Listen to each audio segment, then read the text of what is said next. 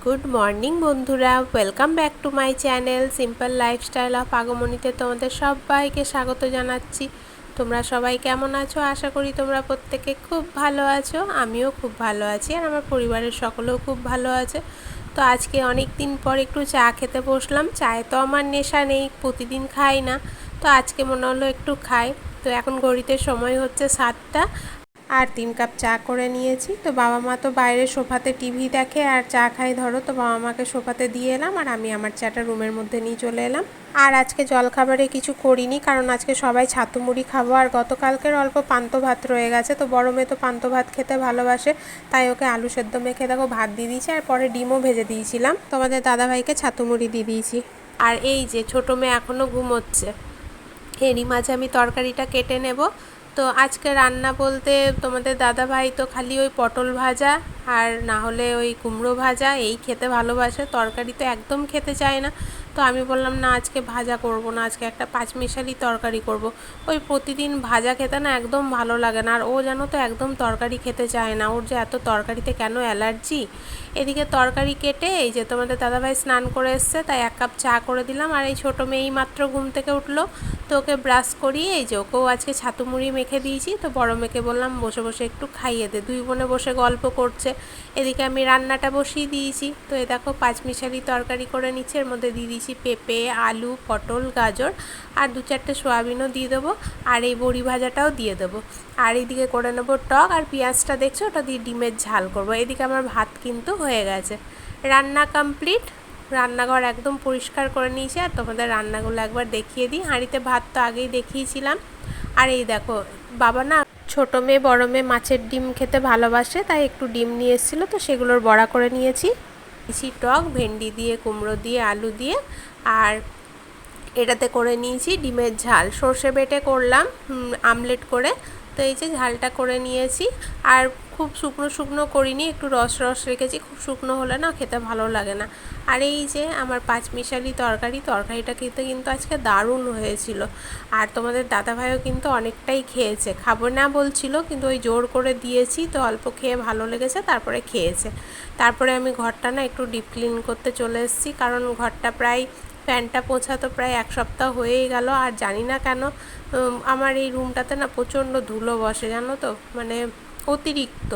আমি দেখেছি আগেও তো ধরো বাবার বাড়িতে ছিলাম, কিন্তু ফ্যান না এত তাড়াতাড়ি নোংরা হতো না।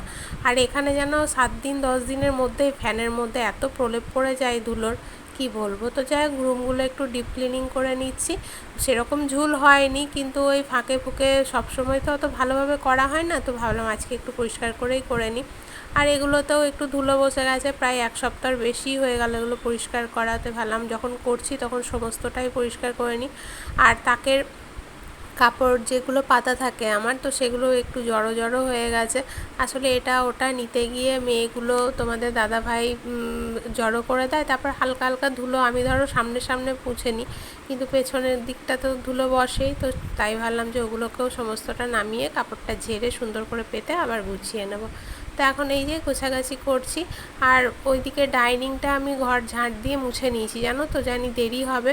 আর ডাইনিংটাও একটু টিভির টেবিলটা পরিষ্কার করে নিয়েছি, তার সাথে বেসিনটা পরিষ্কার করে নিয়েছি। বাইরেটা যখন মুছি তার আগে ওগুলো পরিষ্কার করে নিয়েছি, কিন্তু ওগুলো আর তোমাদেরকে দেখাতে পারলাম না, কারণ ওই যে জানো বাবা বসে থাকে, তো বাবার সামনে তো ক্যামেরা অন করে ওগুলো করতে পারি না, তাই ওগুলো আর তোমাদেরকে দেখানো হয়নি। তারপরে পরে চলে এসেছি আমার বেডরুমে, কারণ আগে ওই দিকটা করে নিলাম, ওখানে তো বসে খাওয়া দাওয়া করে মেয়ে খেলা করে, তো ভালো আগে ওই দিকটা পরিষ্কার করে নিই, কারণ আবার রুমটা করে ওটা করতে গেলে অনেকটা বেলা হয়ে যাবে, তারপর খাবার টাইমও হয়ে যাবে। তাই আগে ওই দিকটা পরিষ্কার করে তারপরে বেডরুমে চলে এসেছি।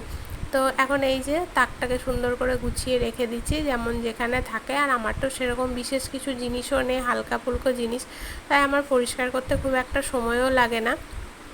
তো এখন এই যে এগুলো জায়গার মতো রেখে দেব।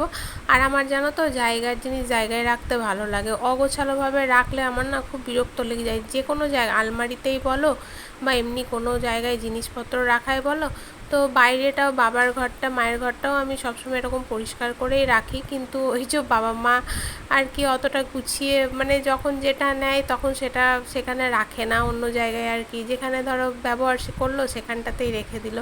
তো তো আর সারাদিন তো আর ওইটার পেছনে পড়ে থাকা যায় না। ধরো একবার হয়তো করে দিলাম, তারপরে এবার অগোছালো হলে আর বারে বারে কতবার করব, তাই আর ধরো যেমন জলের বোতল বাবা মা যেখানে খায় সেখানেই রেখে দেয় আর কি। দেখবে সোফাতে আমার 2-3টে বোতল, কি সানের মধ্যে ডাইনিংয়ে 1-2টো বোতল ছড়ানোভাবেই পড়ে থাকে, মানে খালি হলো তো আবার রুমের মধ্যে গিয়ে রেখে দিই, সেই জিনিসটা করে না। তো এবার সবসময় আর কত পেছনে পড়ে থাকবো বলো ওগুলোতে, ওগুলো করলেই তো আর সারাদিন ধরে চলবে না। আর এদিকে আমার ঘর কিন্তু সমস্তটাই গোছানো কমপ্লিট হয়ে গেছে। তারপরে এই যে ঘরটা ঝাড় দিয়ে নিচ্ছি। তো ছোটো মেয়ে জানো তো খেলা করে, তো এই যে 2-4টে কাগজ ডাইনিংয়ের মধ্যে কুচিয়ে ফেলেছিল, তো ভাবলাম ঘর থেকে যখন ঝাড় দিচ্ছি ডাইনিংটাও একবার টেনেই নিই। আর সিঁড়ির তলাটা তখন ঝাড় দেওয়া হয়নি, ইচ্ছে করেই দিইনি সিঁড়ির তলাটা, ভাবলাম যে রুম থেকে যখন বার করব তখনই দেবো, তাই এখন এই যে সিঁড়ির তলাটা ঝাড় দিয়ে নিলাম। এখন আমার সমস্ত কাজ এদিকের মোটামুটি কমপ্লিট, এখন এবার আমার ঘরটা খালি মুছে নেব, তাহলেই হবে। আর এই দেখো ছোটো মেয়ে ওর দাদুর কাছে একটা দোলনা বানিয়ে নিয়েছে, খুব জেদ করছিল, তো ওর দাদু এই যে গাছের সাথে আর গ্রিলের সাথে বেঁধে পাটা দিয়ে দোলনা করে দিয়েছে। তো দোলনাটাতে বসবে বলে জেদ করছে, কিন্তু আমি বললাম যে না, এখন আমার সময় নেই, অনেকটাই বেলা হয়ে গেছে, এখন প্রায় 12:30 মতো বাজে। তো আমি এখন ঘর মুছবো, তারপর বাইরে জামা কাপড় ভেজানো আছে কাচবো, তো আমার আজকে অনেকটাই বেলা হয়ে যাবে।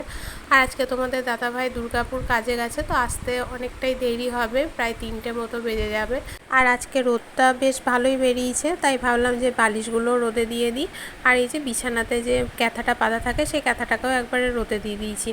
আর এই নিচে না অনেক ছোট ছোট ক্যাথা পাতা আছে জানো তো, তো এইগুলো এত তো আর রোদে দেওয়া যাবে না।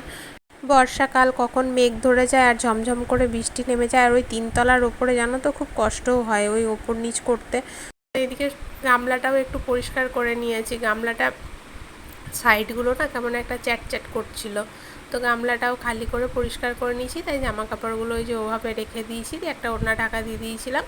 আর উপরের দিকে তো ঝুল হয়নি, 2 দিন আগেই ঝেড়েছিলাম, তাই ওপরটা আর ঝাড়িনি, এই নিচেই সমস্ত কিছু পরিষ্কার করে নিচ্ছি।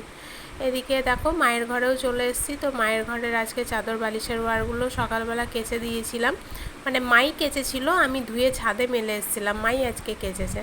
তো এই যে এখন পেতে নিচ্ছি, শুকিয়ে গেছে, কারণ ওইদিকে খেতে দিয়ে দিয়েছি, 2 মেয়ে মা খাচ্ছে, এবার খাওয়া হলেই তো এখানে এসে শুয়ে পড়বে, তাই ভাবলাম একবার চাদরটা পেতেই নিই, তারপরে আমি খেয়ে নেব। আমি খেয়ে নিয়ে আজকে জামা কাপড় কাচবো, কারণ বলো তো খিদে পেয়ে গেছে। ছাতু মুড়ি খেয়েছিলাম সকালবেলাতে, তো খুব একটা বেশি খাইনি, অল্পই খেয়েছিলাম, তো খিদে পেয়ে গেছে, ভাবলাম খেয়ে নিই, তারপরে কাচা ধোয়া করবো। দিকের আমার সমস্ত কাজ কমপ্লিট হয়ে গেছে, এখন এবারে আমি খেতে বসে গেছি। তো এই দেখো ওদিকে মায়ের 2 মেয়ের তো খাওয়া হয়ে গেছে, আর আজকে তোমাদের দাদাভাইকে ছাড়াই খেয়ে নিচ্ছি, কারণ ওর অনেকটাই বেলা হবে, আর আজকে আমার জোর খিদে পেয়ে গেছে।